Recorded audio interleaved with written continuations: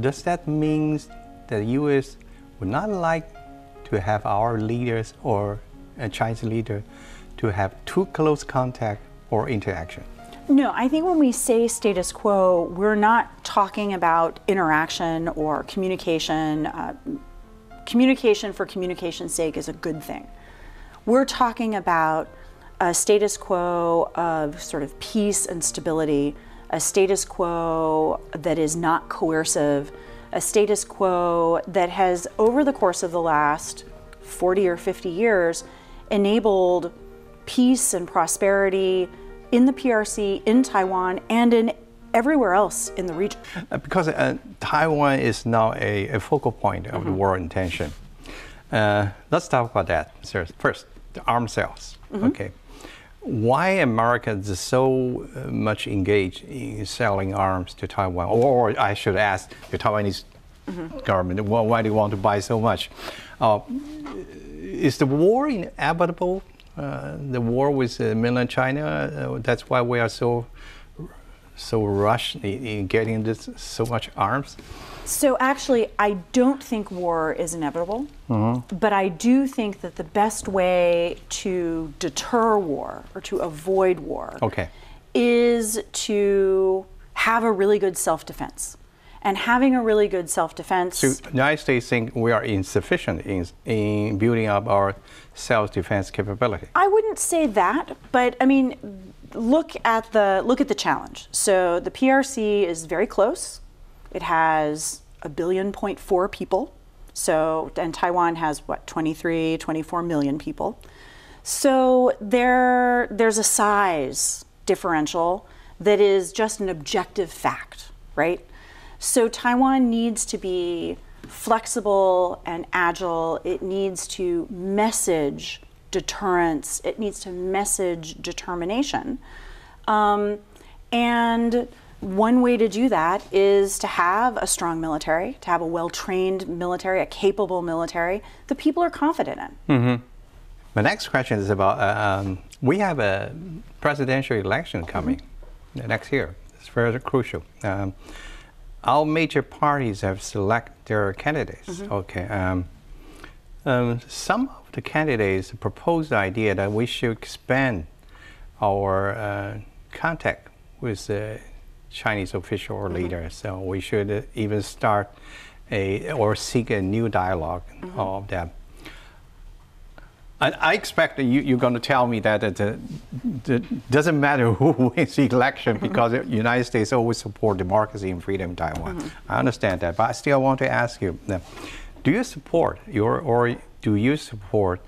the move by candidates to explore the possibility of a conciliation with China to alleviate the tense situation at the moment? So I am going to say what you expect I'm going to say, which is, you know, I've met all three of the candidates. Okay, you met all of them? I've met them all. I met them all. Tell me your impression. I like them all. Okay. I've met them all in their current former America's capacities. I've been here for 2 years. I've met all of them a number of times. AIT has good working relationships with the Taipei City government, the new Taipei City government, and with the Vice President's office. So we're really familiar with them on a number of issues, not just as meet the candidate, but as sort of know the person and know the job that they've been doing for the last couple years. On the issue of dialogue is good. Dialogue is useful. The United States is seeking more dialogue and engagement with the PRC, and we would certainly not stand in the way of anyone else wanting to do that. Okay, and United States, either a government or a public official or news reports has been maintaining the willingness to maintain status quo. Okay, so I wonder, does that mean that the U.S. would not like to have our leaders or a Chinese leader to have too close contact or interaction? No, I think when we say status quo, we're not talking about interaction or communication. Communication for communication's sake is a good thing. We're talking about a status quo of sort of peace and stability, a status quo that is not coercive, a status quo that has, over the course of the last 40 or 50 years, enabled peace and prosperity in the PRC, in Taiwan, and in everywhere else in the region.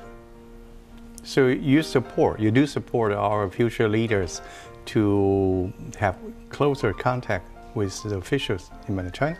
Sure. Okay. We are hoping that our leaders have closer contacts Okay.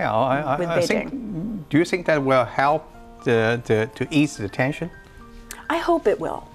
I hope it will. I think communication and having communication channels it's important. It can be challenging. You need to have a message to communicate. But I have heard all three parties talk about a desire to communicate.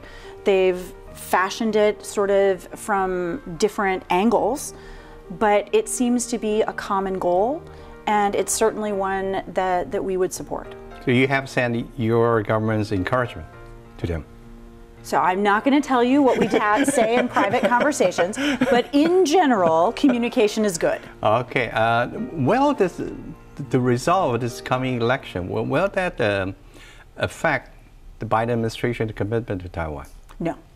So I think that it is really, really clear, and it should be clear to every observer, that the United States has a bipartisan.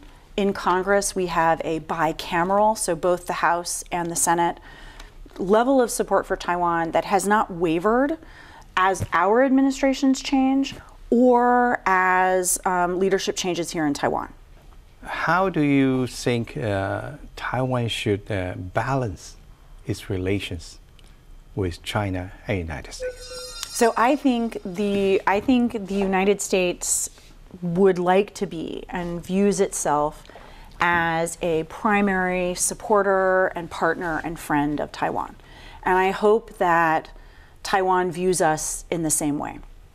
I don't think it is a zero-sum game with the PRC. Obviously, Taiwan needs to chart its own path in its relationship across the straits.